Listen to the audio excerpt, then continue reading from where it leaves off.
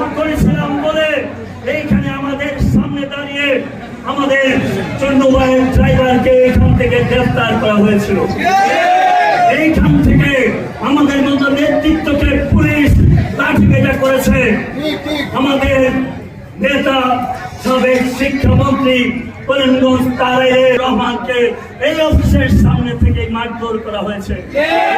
এই অফিস থেকেই বলতে চাই, তারেক রহমান সাহেব প্রতিটা মুহূর্তে আমাদের খবর রাখেন, অথচ ওনার মা যখন হসপিটালে মৃত্যু সজ্জায় আমরা দোয়া করে করে ঘুরে, কি এমন জরুরি হয়ে গিয়েছিল যে 34টা নমিনেশন আপনাকে ঘোষণা করতেই হবে? এমপি ইলেকশনের চেয়ে খালেদা জিয়ার দাম কি কম ছিল? খালেদা জিয়া কি পৃথিবীতে আরো আছে নাকি? বাংলাদেশে কি খালেদা জিয়া আছে নাকি? সুতরাং খালেদা জিয়ার জন্য এই নমিনেশন যদি আর 4 দিন করে দিতেন, তাতে কিন্তু এত মহাভারত অশুদ্ধ ঘোষণা হতো। কিন্তু কারা করেছেন, কি কারণে করেছেন, আমি সে ব্যাখ্যায় যাব না।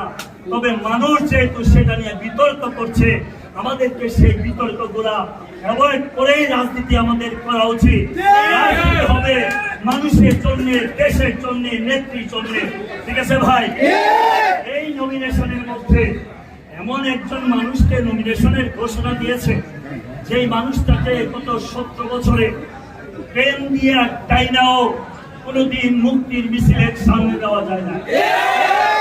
অ্যাডভোকেট শরীফুল ইসলাম শরীফ যখন কারাগারে যায়, রুহুল হুসেন যখন লাঠির মায় খায়, আমার মতো খালেদ সাইফুল্লাহ সোহেলরা যখন রিমান্ডে থাকে, রেজাউল করিম চুন্নুর পাঞ্জাবি যখন টেনে ছিঁড়ে ফেলে, মাসুম খিলানির মতো মানুষের স্কুল যখন বন্ধ করে দেয়,